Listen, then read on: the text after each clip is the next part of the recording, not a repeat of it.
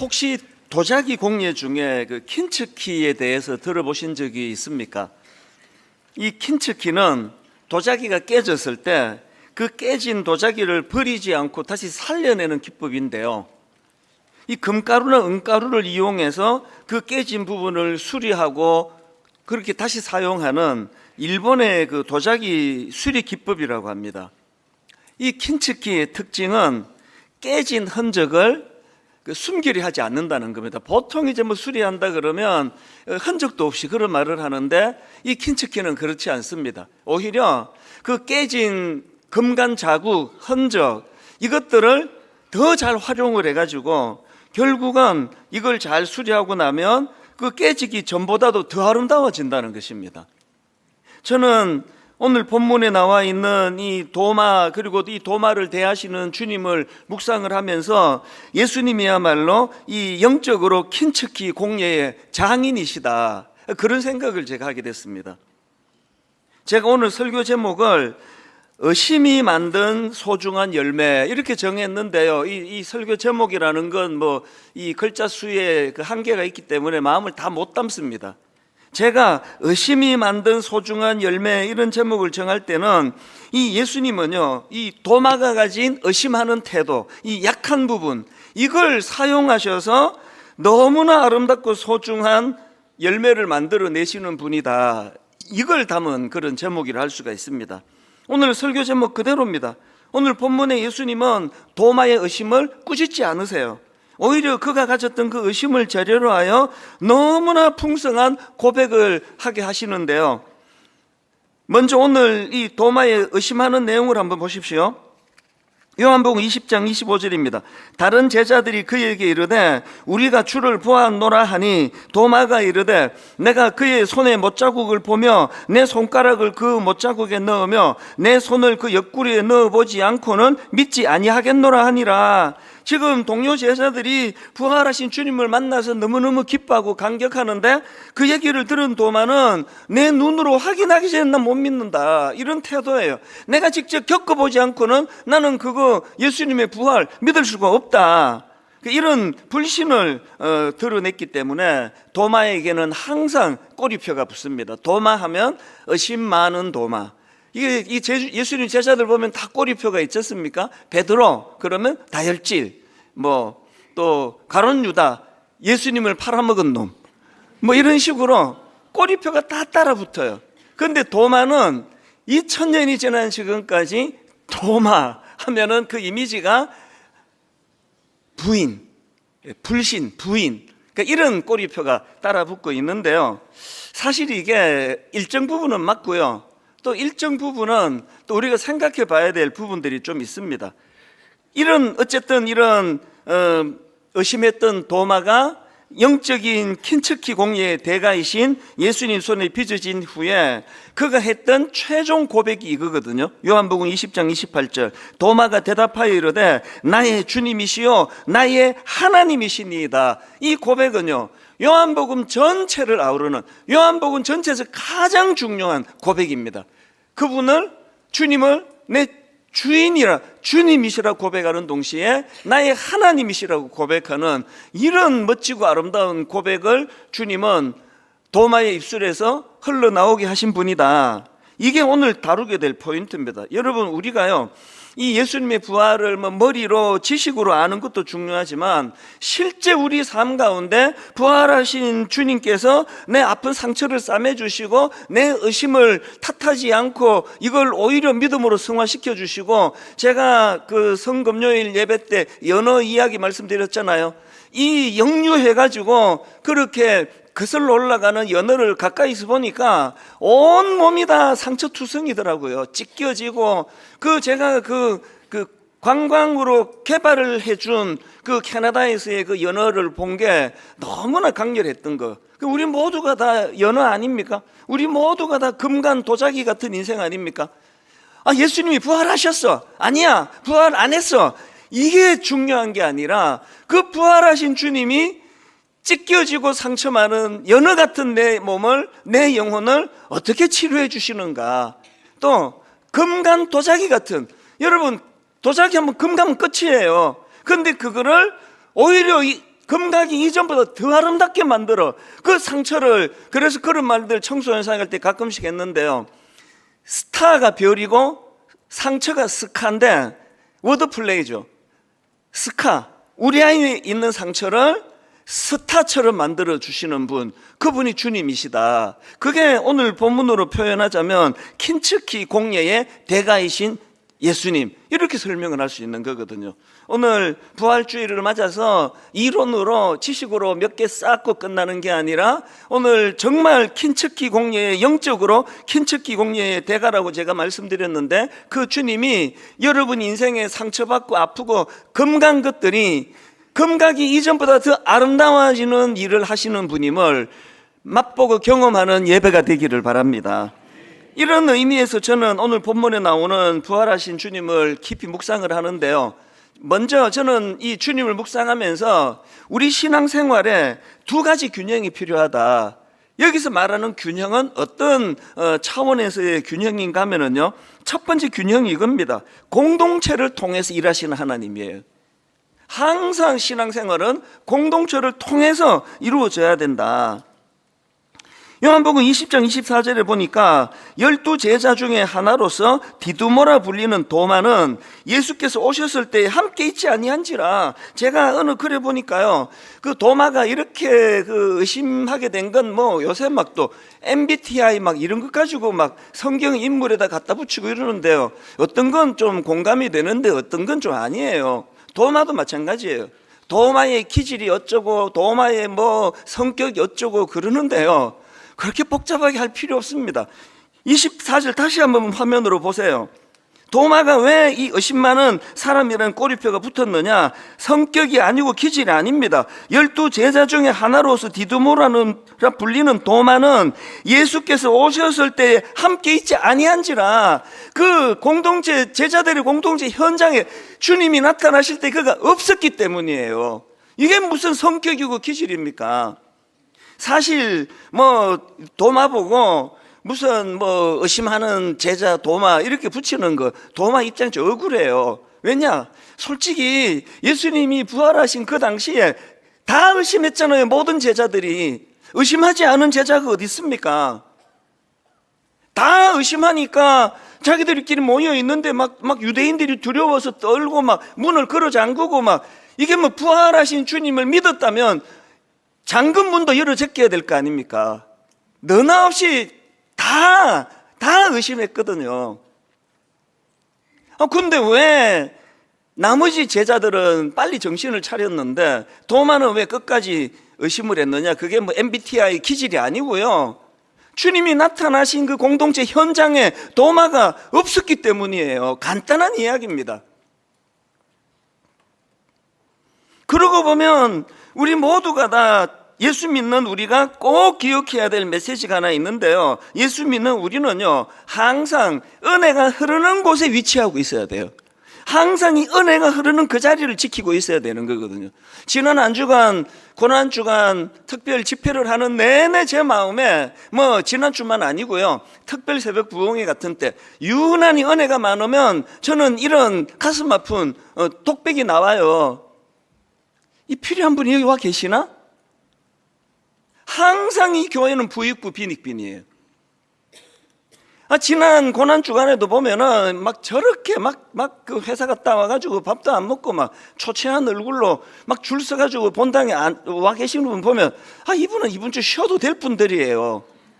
뭐 굳이 이렇게 안 해도 지금 뭐 주일마다 은혜를 사모하는 분들인데, 이 보면은 이게 지난주 이게 와야 될 분이 또 오셨나 조사해보고 싶습니다. 지난주에 와야 되는데 안 온 분 뭐 손들어라 그런다고 들겠습니까? 뭘 강조하는지 아시겠죠? 도마가요, 기질이 의심이 많고 성격이 뭐 꼬장꼬장하고 그게 아니고요, 있어야 될 때 없어서 의심하게 된 겁니다. 신앙생활의 핵심이 이겁니다. 그래서 여러분, 지금 은혜 주시는 그 자리에서부터 멀어져 있는 분 계십니까? 히브리서 10장 25절, 모이기를 패하는 어떤 사람들의 습관과 같이 하지 말고 오직 권하여 그날이 가까움을 볼수록 더욱 그리하자. 마태복음 18장 20절 두세 사람이 내 이름으로 모인 곳에는 나도 그들 중에 있느니라. 이 원리를 아셔야 돼요. 우리 교회에서 저는 항상 기도합니다. 아버지, 우리 교회에서 진행하고 있는 이런 공적인 예배, 특히 주일 예배에 하나님, 제가 부실하게 말씀을 준비해서 은혜가 흐르는 걸 방해하는 일을 하지 않기를 원합니다. 왜? 하나님은 이곳에서 역사하시기 때문이거든요. 그리고 저는 항상 기도합니다. 하나님, 우리 다락방, 이 소그룹 다락방이 은혜의 통로인데 그 순장님과 순원들이 별로 중요하지도 않은 그런 것 가지고 마음에 시험에 들고 상처받지 않도록, 그래서 나 다락방 안 가, 이런 일이 일어나지 않도록 항상 조심하는 거거든요. 제가 뭐 여러 번 말씀드리잖아요. 저는요, 제가 여러분에게 어떤 상처를 주면 그게 여러분 신앙에 치명적이에요. 은혜를 못 받아버리니까. 그래서 항상 저는 첫째, 여러분 가까이 안 가려고 애를 씁니다. 둘째, 가게 되면 조신하게 가려고. 그래서 여러분이 개인적으로 만나면 생각보다 부드러우시네요 그러는데요, 애쓰고 있는 겁니다. 어떻게 해서든 잘 보이려고. 여러분 항상 이 도마를 생각하세요. 도마가 유난히 의심이 많은 사람이 아니라 있어야 할 은혜의 자리를 이탈했기 때문이다.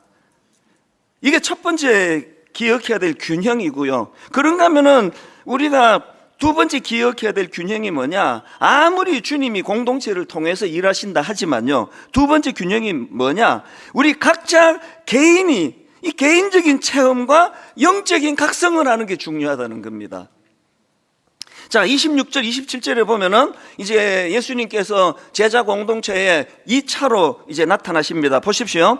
여드레를 지나서 제자들이 다시 집 안에 있을 때에, 그때는 이제 도마도 함께 있습니다. 도마도 함께 있고 문들이 닫혔는데 예수께서 오사 가운데 서서 이르시되 너희에게 평강이 있을지어다 하시고 도마에게 이르시되 내 손가락을 이리 내밀어 내 손을 보고 내 손을 내밀어 내 옆구리에 넣어보라. 그리하여 믿음 없는 자가 되지 말고 믿는 자가 되라. 여기 보면은요, 예수님이 제자들에게 도마가 없을 때 1차 방문 때 흐름하고 거의 너무 비슷합니다. 흐름이. 그런데 여기서 지금 차이가 뭐냐? 이 2차 방문 때는 거의 예수님이 도마에게 초점을 두고 지금 흐름을 진행해 가고 계세요. 뭘 느낄 수 있습니까? 2차 방문은 도마 한 사람을 위한 방문일 확률이 높다는 거거든요. 도마가 그 체험을 했기 때문에 28절에서 결국은 도마가 대답하여 이르되 나의 주님이시요 나의 하나님이시니이다. 이 놀라운 고백을 할 수 있게 된 거거든요. 여러분, 여기서 기억하실 일이 있는데요, 아무리 좋은 교회를 만나고 아무리 믿음의 가문 엄청난 좋은 집을 만나도 결국은 은혜 받고 체험하는 건 내가 하는 거예요. 여러분 너무나 잘 아시는 야곱이요. 야곱은 뼈대에 있는 가문 정도가 아니라요, 그 할아버지가 아브라함이에요. 그런데 야곱을 보세요. 그 은혜의 집에서 어릴 때부터 자랐지만 야곱은 하나님의 영향을 받지 못하고 장꾀가 능하고 형을 속여 먹으려고 그러고 이렇게 비참한 삶을 살았던 게 야곱 아닙니까? 그랬던 야곱이 결국은 형이 가진 축복을 가로차려다 부작용이 생겨서 도망하는 과정에서 처량하게 광야에서 밤을 지새던 거기에서 처음으로 그는 하나님을 체험해요. 그의 고백이 참 이게 귀하면서도 이게 너무 놀라워요. 자, 창세기 28장 16절 같이 한번 읽어보십니다. 시작. 야곱이 잠이 깨어 이르되 여호와께서 과연 여기 계시거늘 내가 알지 못하였도다. 아니, 이게 아브라함의 손자가 할 말입니까? 이게? 아니, 이게 지금 날 때부터 지금 신앙의 분위기에서 자랐던 이 야곱이 할 이야기냐고요. 아니, 여호와께서 과연 여기 계시는 걸 내가 지금까지 모르고 있었다. 그런데 여러분, 이게 가능하다는 거예요. 저는 아브라함 가문 정도로 뼈대에 있는 집은 아니라도요, 아버지가 목사님이셨기 때문에 상당히 영적인 분위기였습니다. 강요가 많았죠. 그래서 항상 이제 성경 읽었니? 이게 그냥 공부해? 이건 잘 얘기 안 하세요. 너 기도했어? 그래서 성경 읽었어? 그리고 그때 가난한 시절에 반찬 가질 수도 별로 없으면서 맨날 외치는 구호가 No Bible, No Breakfast. 성경을 읽지 않으면 밥을 먹어서 안 돼.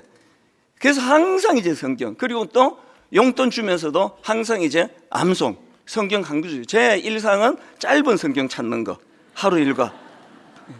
내가 제일 좋아하는 거 여러분 전에 말씀드렸는데요, 마태복음 7장 15절 없음, 뭐 이런 성경을 저는 너무나 사랑했습니다. 그런데 제가 저를 돌아보면은요, 만 21살 미국에서 절망을 경험하고 고통을 겪고 죽고 싶은 그 상황 이전에 제 신앙은 야곱이나 저나 뭐 큰 차이가 없었습니다. 대학교 회장하고 뭐 주일학교 청소년부 회장하고 뭐 교회에서 맨날 사회 보고 뭐 100번 소용이 없습니다. 결국 우리 믿음은요, 창세기 28장 16절 야곱이 잠이 깨어 이르되 여호와께서 과연 여기 계시거늘 내가 알지 못하였도다. 이런 점에서 저는 오늘 본문 25절의 그 도마의 그 의심이 부정적인 걸 바탕으로 하지만 상당히 긍정적인 면이 있다. 어떤 긍정적인 면이 있는지 한번 보십시오. 본문 25절을 다시 한번 보세요. 그 도마의 그 말을 한번 들어보세요. 다른 제자들이 그에게 이르되 우리가 주를 보았노라 하니 도마가 이르되 내가 그의 손에 못자국을 보며 내 손가락을 그 못자국에 넣으며 내 손을 그 옆구리에 넣어보지 않고는 믿지 아니하겠노라 하니라. 아니, 저는 이 도마의 말이 한편으로는요, 난 니들이 전해주는 그런 간접적인 믿음, 간접적인 경험, 난 그거로 만족할 수가 없어. 난 내가 경험하는 부활하신 주님, 내가 만지는 부활하신 주님, 나는 그 주님을 내가 만나기를 원해. 난 이렇게 이게 읽혀지기도 하더라고요. 여러분, 우리가 때로 도마처럼 신앙의 회의가 오기도 하고, 저는 목사인데도 불구하고 감추지 않습니다. 어떨 때는요, 우리 아버지가 목회하시다가 저렇게 금식기도 하다가 돌아가시기까지 하셔야 되나? 그런 마음의 회의가 지금도 와요. 그렇게까지 하셔야 됐나? 여러분이 갖고 있는 어떤 신앙의 회의, 갈등, 이걸 자꾸 감추려고 그러지 마시고요, 그 금간도자기를 어떻게 더 아름답게 만들어 주시는가, 그걸 주님이 비춰주신다는 걸 기억한다면, 여러분, 도마가요, 그렇게 신앙의 회의가 있어가지고 내가 직접 경험하기 전에는 나는 믿지 않겠다, 예수님이 이것보다 더 큰 믿음은 안 보고 믿는 거다라고 하신 거 보면 부정적인 거 맞아요. 그런데 이렇게 불신이 자리 잡고 있던 그 상황에도 요나가 이 도마가 하는 거 한번 보세요. 그 긍정적인 거 한번 보세요. 26절 앞부분을 다시 한번 보세요. 뒷부분입니다. 먼저 8해를 지나서 제자들이 자기 집 안에 있을 때에 도마도 함께 있고, 이게 굉장히 중요한 포인트예요. 지금 도마는 부활하신 주님을 의심하고 있는 상황이에요. 그럼에도 불구하고 그는 그 공동체를 떠나지 않은 거거든요. 함께 있고. 그리고 여기 한 가지 더, 이제 앞부분 한번 보세요. 26절 앞부분을 보면은 8해를 지나서 제자들이 다시 집 안에 있을 때에 도마도 함께 있고, 예수님이 도마가 나는 경험하기 전에 나는 이거 못 믿는다 할 때 예수님께서 바로 안 나타나시고 8해를 지나서 나타나셨다는 거예요. 이게 무슨 의미가 있을까요? 지금 도마가 의심하고 있는 그 기간에 생각할 겨를도 없이 막 그 말 타자마자 펑 그래서 나타났다 됐지? 이게 신앙이 아니에요. 8해를 견뎌야 돼요. 8해가 지나는 동안에 도마가 그 기간 안에 공동체 안에서 이 의심을 견뎌내고, 거기에 나도 내 동료 제자들처럼 나도 예수님을 직접 만나고 싶다는 갈망, 이 키워내야 돼요. 우리가 지금 자녀 교육의 신앙 교육의 문제가 이거 아닐까요? 거의 엄마가 다 고뇌해 주시고 엄마가 다 답 주시고, 아이들이 자기가 만난 주님에 대해 말하기에는 주체적인 게 아무것도 없잖아요. 8해를 기다려주는 거예요. 8일 동안 그 아이가 고뇌하고 그 아이가 생각할 수 있도록 계속 환경을 만들어주고,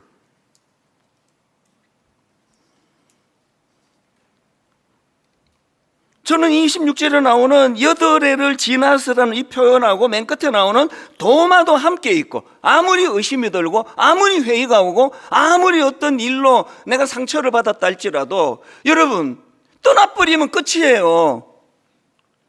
교회를 떠나버리면 뭐 어떡하겠냐고요. 더 이상 교회는 원래 상처를 많이 주는 것이고 많이 받는 것입니다. 사람들이 모인 데는 예외 없이 다 그렇습니다. 그리고 여러분은 자기에게 관대해서 그렇죠. 여러분 스스로도 남에게 불쾌한 일을 많이 하세요. 실제로 유난히 불쾌하게 반응하는 그분이 더 상처를 많이 주지 않을까요?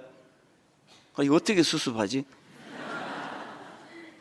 우리는 약해서 그 뭐 부부 한번 보세요. 부모 자녀 한번 보세요. 우리는 누군가에게 상처를 주고 누군가에게 상처를 받습니다. 그래서 상처가 없는 교회를 찾아다니는 것은 그거는 어리석고요. 어떻게 내 상처를 주님께서 그 금을 너무나 아름답게 빚어가실까?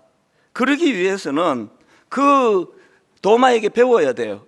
나 의심하고 있는 상황이지만 그 제자 공동체를 떠나지 않는 거거든요. 이런 점에서 저는요, 이 신앙생활은 서사라는 생각을 자주 합니다. 요즘에 제가 서사라는 말씀을 자주 표현하는데, 서사가 뭡니까? 서사라는 거 한마디로 말하면 하나님과 내가 엮어가는 스토리, 이게 서사예요. 여러분, 그 불교의 경전 또 다른 종교에 대해 잘 모르지만요, 그 다른 종교하고 기독교가 가진 경전, 성경의 결정적인 차이가 이 스토리예요. 이거 다 스토리예요. 가장 교리가 집대성되어 있다는 로마서도요, 자 한번 받아 적어 보세요. 1번, 2번, 3번 이렇게 나열하고 있는 게 아니라 로마서 1장이 어떻게 시작합니까? 내가 당신들이 있는 로마로 너무 가고 싶은데, 내가 거기 가서 복음을 전하고 싶은데 기회가 잘 안 온다. 이게 스토리라니까요. 로마서가 다 기록되고 맨 뒷부분 보면 그 관계적인 이야기가 계속 나오거든요. 왜 하나님은 성경을 이렇게 풀어 가실까요? 신앙은 서사예요. 그래서 나는 모태신앙이다, 이게 중요한 게 아니라 어릴 때부터 하나님과 내게 어떤 스토리가 있나. 그래서 제 18번 노래가 찬양이 몇 개 있는데 그 중에 하나가 맨 끝에 한 줄 여러분한테 가끔씩 불러드리는 게 이거 아닙니까? 우리 서로 받은 그 기쁨은, 그 다음에 알 사람이 없도다. 이게 내 18번 노래예요. 왜 주님과 내가 받은 기쁨을 왜 다른 사람이 모릅니까? 이게 서사예요. 맨날 그 카메라 대고 막 마이크 앞에서만 내가 막 주님과 교제 많이 하고 그 이후에 엿새 동안에 어떤 서사도 내게 없으면 저는 싹군이에요. 여러분에게 이 서사가 있어야 돼요.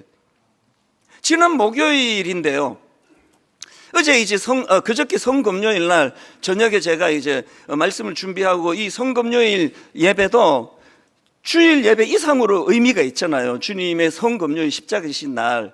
그런데 이제 금요일 밤에 설교하고 이제 토요일 하루 지나면 또 주일 설교를 해야 되니까 이 두 개 중요한 설교가 겹치니까 어느 하나도 소홀히 하기가 어려우니까 제가 성금요 설교는 미리 준비를 하죠. 그래서 이제 거의 이제 이사야 53장을 본문으로 거의 이제 한 번만 더 다듬기만 하면 될 정도로 어느 정도 설교를 다 이제 준비를 하고, 그리고 이제 오늘 이 부활주일 설교를 중심으로 준비했는데 목요일 새벽이에요. 세상에, 목요일 새벽에요, 제가 갑자기 하나님께서 제 마음에 갈라디아 6장 14절이에요. 그러나 내게는 우리 주 예수 그리스도의 십자가 외에 결코 자랑할 것이 없나니, 이 한 구절을 하나님께서 제 마음에 이렇게 훅 집어넣으셨어요. 이 새벽에 이 한 구절을 제가 막 가슴이 또 막 뜨거워지고 격동이 돼가지고 너무 막 갈등이 일어나는 거예요. 이게 하나님께서 왜 갈라디아 6장 14절을 왜 또 내 이사야 53절 다 준비해놨는데 절대 내가 오늘은 약해지지 않으리. 내가 하나님 나 좀 쉬게 해주세요. 나 지금 힘듭니다 지금. 그래갖고 결국 어제 저녁에, 금요일 저녁에 갈라디아 6장 14절 그리스도 십자가 외에 결코 자랑할 것이 없는, 이걸로 제가 설교를 했잖아요. 이걸로 설교하면서 기쁨이 막 올라오더라고요. 금요일, 성금요일 그 영상으로 한번 보면 갈수록 제가 격해지는 걸 눈치를 챌 거예요. 반드시 챕니다. 점점 격해지는 게 왜 그랬을까요? 성도님들이 오늘 은혜 받네 이게 아니고요, 왜 목요일 새벽에 본문을 바꾸게 하셨는가에 대한 의미가 부여가 되니까 마음이 울컥해지는 거예요.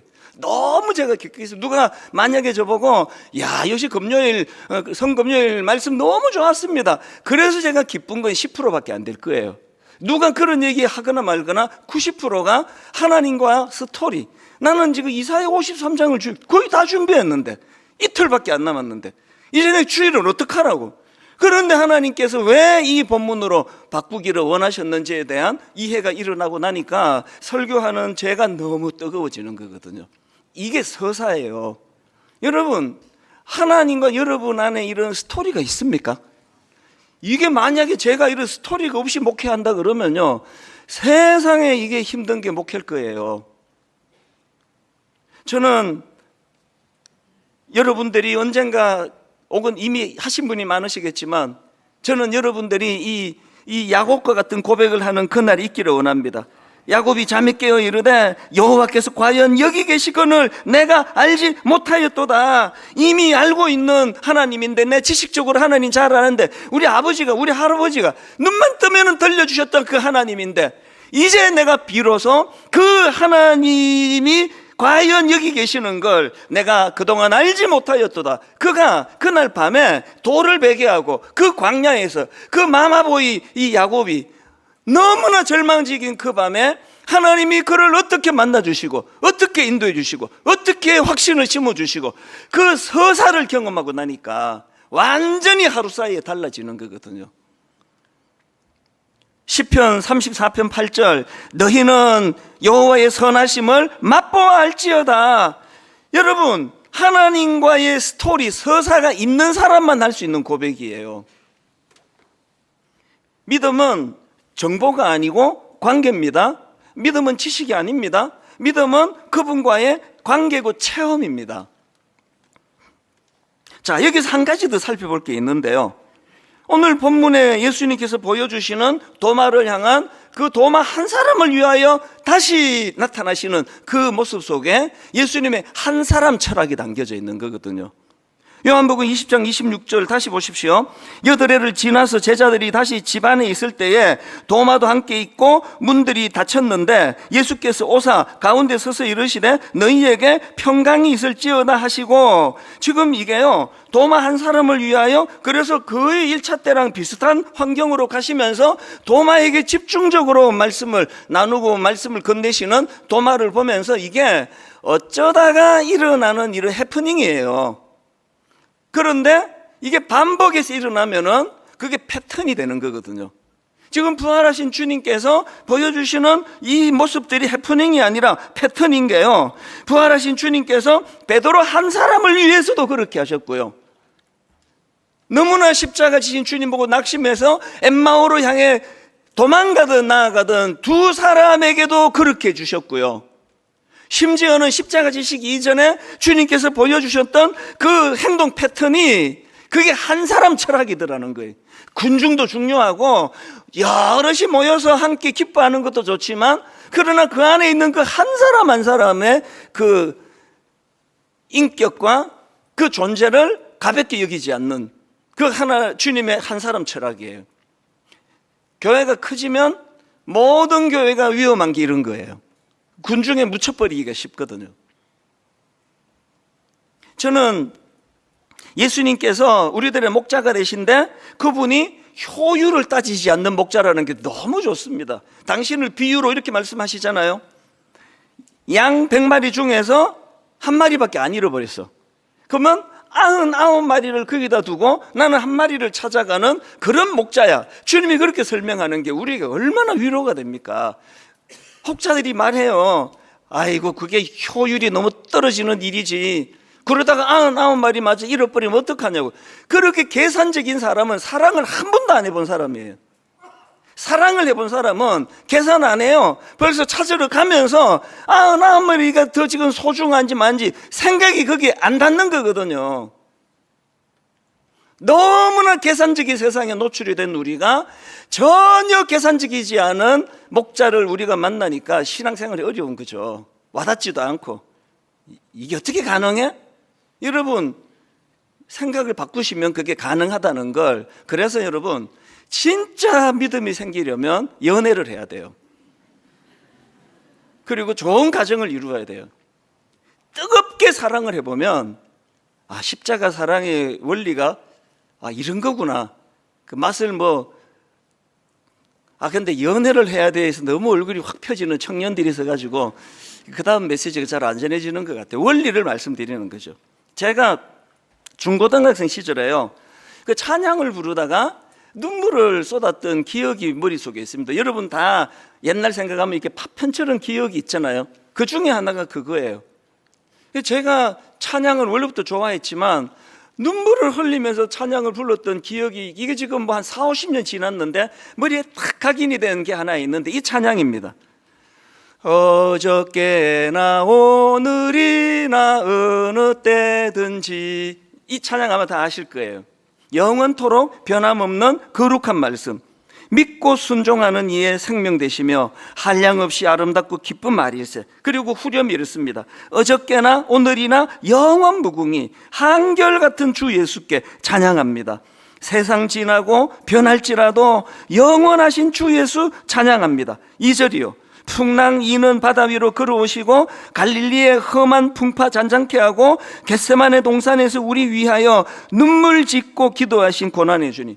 제가 눈물을 쏟았던 건 3절이에요. 허물 많은 베드로를 용서하시고 의심 많은 도마에게 확신 주시며 사랑하는 그의 제자 가슴에 안고 부드러운 사랑으로 품어주셨네. 제가 뭐 그때 고등학교 때 뭐 무슨 깊이가 있어가지고 뭐 주님의 그 사랑을 다 알았겠습니까만, 어린 제 마음에 이 3절에 있는, 저는요 이 찬양을 생각할 때 제자 이름이 꽤 많이 열거됐다고 생각했는데 이번에 다시 보니까 2명밖에 열거를 안 했더라고요. 허물 많은 베드로를 용서하시고 의심 많은 도마에게 확신 주시고 그리고는 사랑하는 그의 제자 가슴에 안고. 그래서 제가 어린 시절에 어렴풋이 그 기억이 납니다. 나같이 이렇게 부족하고 눈에 뜨이는 일이 별로 없는 나 같은 것을 향해서도 베드로에게, 도마에게, 그리고 저에게 한 사람 한 사람을 마음으로 찾아주시는 그 주님이 어린 마음에 그렇게 눈물이 났던 것 같아요. 제가 우리 부목사님들께 자주 이야기합니다. 우리가 만약에 컴퓨터를 상대하는 사람 같으면, 아니 컴퓨터 100대를 우리가 만들었는데 한 대만 문제가 있고 99대가 너무 잘 만들었어. 그러면요 이게 막 대박이에요. 이게 뭐 아주 뭐 어마어마한 성공이에요. 그런데 제가 이런 말을 해요. 그런데 목회는 그런 게 아니다. 우리가 1000명 성도 중에 999명에게 온 정성으로 목회를 잘하고 섬기고 그들이 만족한다 할지라도 한 명의 성도가 우리로 인해서 아프고 다치면 그 한 명의 성도 때문에 999명의 성도들을 섬긴 그에 대한 모든 것에 대한 기쁨을 다 내려놔야 된다. 그런 이야기를 가끔씩 합니다. 여러분 그렇지 않습니까? 이 중에 지금 이 중에 한 얼마나 모였을까요? 여러분 모두에게 제가 1대1로 만나고 너무 따뜻하게 해드렸는데 이게 딱 어떤 김 집사님, 그분이 나한테 상처를 받았어요. 그러면 그분이 저에게 이렇게 용서하십니까? 999명한테 잘했으니까 뭐 나 상처받은 거 나 괜찮아요. 그런 분 계시느냐고요. 이게 어려운 거예요. 그리고 이게 목회거든요. 그리고 주님이 이걸 가르치셨거든요. 99마리 양도 중요하지만 그 잃어버린 그 한 마리 양, 그래서 이게 또 잘 안 되는 게 우리 인간이고요. 이걸 여러분에게만 자꾸 이거를 적용하지 말고 이걸 흘려보내봐 주세요. 여러분은 여러분 주변 사람에게 이런 마음으로 대하십니까? 여러분 주변 사람에게 날 좋아하는 99명과 상관없이 어떻게 해서든 내게 오해하고 어떤 마음을 상한 그 사람에게 내가 어떻게든 다가가려고 애를 쓰고자 하는 이런 몸부림, 안 됩니다. 잘 안 됩니다. 그러나 원리는 알자고요. 원리는. 이제 마지막으로 한 가지만 더 살펴보고 말씀을 마치려고 하는데요, 29절을 다시 한번 보세요. 예수께서 이르시되 너는 나를 본고로 믿느냐? 보지 못하고 믿는 자들은 복되도다 하시니라. 여러분 이 말씀은요 요한복음이 쓰여지던 그 시대적인 맥락으로 읽으셔야 되는데요, 사도 요한이 이 요한복음을 기록한 게 대략 주후 80년에서 90년이라고 그렇게 분석을 합니다. 이게 뭘 의미하느냐? 지금 이 요한복음이 기록되던 그 당시는 예수님을 직접 대면했던 사도들이나 일대 사람들은 거의 다 죽었어요. 지금 이 요한복음의 1차 수신자, 이 요한복음의 편지에 해당되는 그 사람들은요 거의 대부분이 예수님을 직접 본 적이 없는 2세대, 3세대 사람이에요. 뭘 제가 지금 강조하는 거죠? 여러분, 지금 그 2세대, 3세대 사람들은 이 요한이 말하는 여기에 그 29절을 다시 한번 보세요. 예수께서 이르시되 너는 나를 본고로 믿느냐? 보지 못하고 믿는 자들은 복되도다. 지금 사도 요한이 예수님의 말씀을 굳이 이거를 또 여기다 기록하는 거는 1차 수신자, 예수님을 만나본 적이 없는 2세대, 3세대, 엄청난 로마의 박해 속에서 극심한 고통 가운데 있는 그들을 요한은 주님의 말씀으로 위로하고 싶은 거예요. 보지 못하고 믿는 자들은, 너는 나를 본고로 믿느냐? 보지 못하고 믿는 자들은 복되도다 하시니라. 베드로전서 1장 8절, 예수를 너희가 보지 못하였으나 사랑하는도다. 이제도 보지 못하고 믿고 말할 수 없는 영광스러운 즐거움으로 기뻐하니. 그 다음 9절, 믿음의 결국 곧 영혼의 구원을 받음이라. 오늘 이 말씀으로 저는 여러분을 위로해 드리고 싶어요. 우리 모두가 다 이 본문에 나와 있는 너는 나를 본고로 믿느냐? 보지 못하고 믿는 자들은 복되도다, 여기에 해당되는 사람 아닙니까? 우리 아버지가 보지도 못한 예수 그리스도, 그분을 향하여 생명을 내놓으신 분 아닙니까? 저는 지난 고난주가 내내 얼마나 감사한지 몰라요. 불편의 영성, 이 주민들 불편하게 하면 안 되니까 차집에 두고 오시라고, 대중교통 이용하시라고. 내가 내 차 끌고 가는데 목사님이 왜 그런 얘기 하세요? 이렇게 하는 분은 아무도 계시지 않고 너무나 많은 분들이 실천하고 애를 쓰고, 다락방의 순장님들 보면 어떨 때는 안쓰러워요. 그분들이 뭐 거기서 무슨 부귀 영화를 누리겠다고 맨날 순장이 이렇다, 순장이 저렇다, 이런저런 아픈 이야기를 듣고 그러면서도 눈물로 그곳을 지키는 대부분의 순장님들을 보면서 저는 이 말씀으로 위로하고 싶은 거예요. 예수를 너희가 보지 못하였으나 사랑하는도다. 너는 나를 본고로 믿느냐? 보지 못하고 믿는 자들은 복되도다. 말씀을 이렇게 맺기를 원해요. 오늘 부활하신 주님은 깨진 도자기 같은 우리 아닙니까? 연어처럼 세상을 거슬러 오르다가 이렇게 상처받고 저렇게 아픔을 겪고 눈물을 삼켜야 되는 게 우리 아닙니까? 보지 못한 예수 그리스도지만 그분과의 스토리가 만들어졌기 때문에 나는 거기에 내 목숨을 드립니다. 나는 거기에 내가 할 수 있는 대가를 지불하겠습니다. 이런 분들이 부활하신 주님이 성령님을 통하여 친히 위로해 주시는 예배가 되기를 원합니다. 이 꿈을 가지고, 이 희망을 가지고. 그래서 저는 오늘 부활주일 내내, 사실 여러분 절기적으로 오늘이 부활주일이지만요, 우리 삶은요 365일이 부활의 주일이에요. 늘 부활하신 주님, 그분과의 스토리를 만들어가고, 오늘 이 부활하신 주님이 여러분에게 어떤 평안을 주시는가를 맛보고 경험하는 주일 예배가 되기를 바랍니다. 기도하시겠습니다. 하나님 아버지, 부족한 종이 교회를 섬기면서 늘 감동을 받습니다. 아버지, 우리 귀한 성도님들, 우리 귀한 집사님들, 우리 권사님, 장로님들, 우리 귀한 순장님들, 우리 청년들, 하나님 주님을 향하여 충성을 다하는 그들을 보면서 예수를 너희가 보지 못하였으나 사랑하는도다, 주님께서 이렇게 기뻐하시는 줄 믿습니다.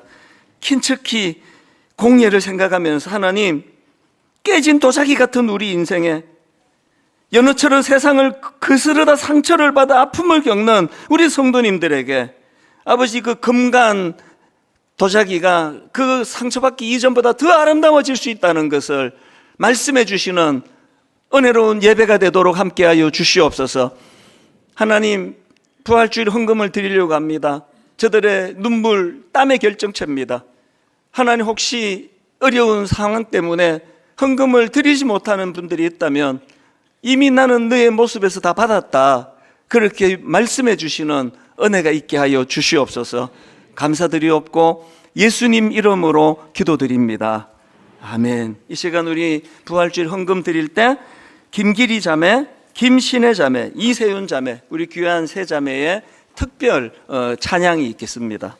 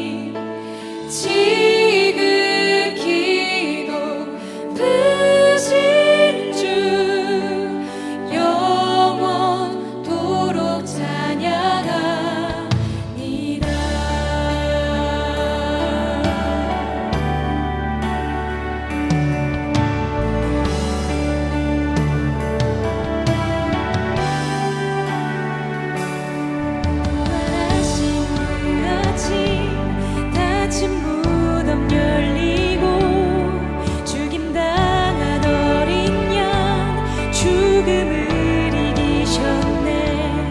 생명의 길 되시는 그리스도를 통해 아버지께 오는 자 모두 회복되리라.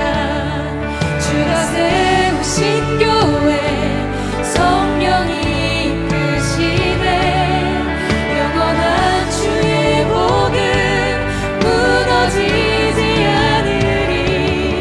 주의 보혈로 인해 나는 자유케 됐네. 예수의 사랑으로 새 생명을 얻었네.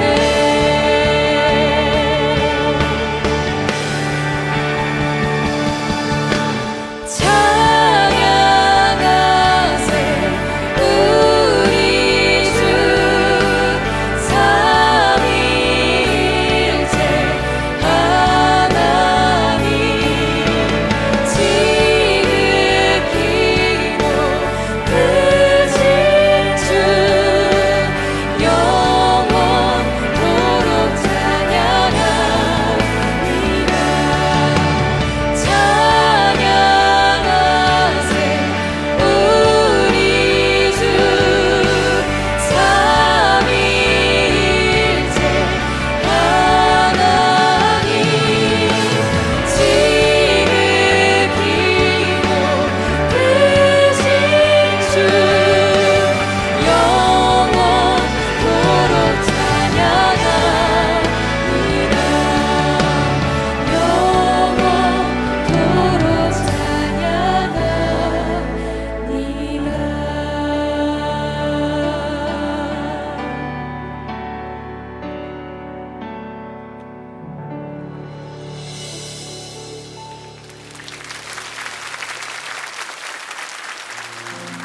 네, 귀한 찬양 감사합니다. 이제 우리 다 자리에서 일어나셔서 찬양 드리기 전에 먼저 아까 우리 예배 시작할 때는 그냥 예의로 인사로 했지 않습니까? 예수님이 부활하셨습니다. 진실로 진실로 부활하셨습니다. 이렇게 인사했다면 이제 말씀 듣고 의미를 새기면서 이게 우리의 고백이 되면 좋겠습니다. 그래서 우리가 힘있게 찬양하기 전에 이제 예수님이 부활하셨습니다. 진실 혼자 하셔야 됩니다. 이거 옆에 사람 가는 게 아니라 그냥 혼자 하는 겁니다. 예수님이 부활하셨습니다. 진실로 진실로 부활하셨습니다. 이렇게 힘있게 선포하고 그 힘있는 선포를 바로 찬양으로 연결해 가지고 이제 무덤에 머물러 이 찬양 부를 끄니까요. 한번 해보시겠습니다. 자, 예수님이 부활하셨습니다. 진실로 진실로 부활. 아니 내가 선창하면 한번 해보세요. 자, 예수님이 부활하셨습니다. 진실로. 내가 선창하고 여러분이 쭉 다 하시라고. 쭉 처음부터 끝까지 쭉 다 하시라고. 자, 그러면 제가 안 할게요. 자, 여러분이 그냥 한번 해보세요. 시작. 예수님이 부활하셨습니다. 진실로 진실로 부활하셨습니다. 자, 이게 연습이고요. 이렇게 연습하고 찬양이 나오고 막 세게 금방 눌러주세요. 그러면서 우리가 박수 치면서 기쁨으로 그렇게 선포한 대로 찬양하기 원합니다. 자, 이제 우리 선포합니다. 시작. 예수님이 부활하셨습니다. 진실로 진실로 부활하셨습니다. 아멘.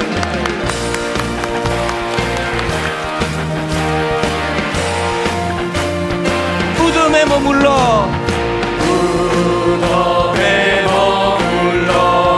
예수의 그 새벽 기다렸네. 새벽 기다렸네. 예수 내 주 원수를 다 이기고 무덤에서 살아나셨네. 무덤에서 살아나셨네. 어두움을 이기시고 나와서 전도와 함께 길이 다스리 사셨네. 사셨네. 예수 다시 사셨네. 헛되이 지키네. 헛되이 지키네. 예수 내 둘 헛되이 봉하네. 헛되이 봉하네. 예수 내 주 원수 다 이기고 무덤에서 살아나셨네. 살아나셨네.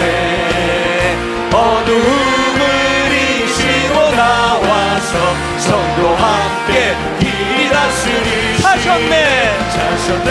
사셨네. 사셨네. 예수 다시 사셨네. 다시 사셨네. 거기 못 가두네. 거기 못 가두네. 예수네. 우리를 살리네. 우리를 살리네. 예수네 주. 원수가 이고 무덤에서 살아나셨네. 어두움을 이기시고 나와서 성도 함께 길이 다스리시네. 사셨네. 사셨네. 사셨네. 예수 다시 사셨네. 원수를 다 이기고 다 이기고 무덤에서 살아나셨네. 어두움을 이기시고 나와서 성도 함께 길이 다스리시네. 사셨네. 사셨네. 사셨네. 사셨네. 예수 다시 예수 사셨네. 다시 사셨네. 살아계신 하나님, 모든 영광 올려드리기를 원합니다. 이번 한 주간 서사 스토리입니다. 하나님, 내 삶 가운데 어떻게 개입하시는지 참 금이 나버린 인생 같고 연어같이 이리저리 상처가 많은 인생인데, 이것을 오히려 상처받기 이전보다, 금이 생기기 이전보다 더 아름답게 만드시는 분이란다면, 하나님, 이것을 하나씩 하나씩 경험하는 아름다운 신앙생활, 이번 한 주간 그것을 맛보게 하여 주시옵소서. 하나님 아버지, 그 마음의 소원을 가지고 이제 하나님 비실비실 살지 않기 원합니다. 시시하게 살지 않기 원합니다. 과거의 상처에 매이지 않기를 원합니다. 하나님, 오히려 내 상처를 더 아름다운 작품으로 만들어 주실 그분을 기억하고, 하나님, 연어처럼 그저 세상에 그저 그 물결에 동조하고 살아간다면은 받지 않아도 될 상처지만, 그에게 목표가 있기에, 그에게 꿈이 있기에, 그는 거슬러 올라가야 될 목표한 곳이 있기 때문에 상처를 감수하고 달려가는 것처럼, 이번 한 주간 우리 성도님들 삶에 이런 활력이 회복되도록 인도하여 주시옵소서.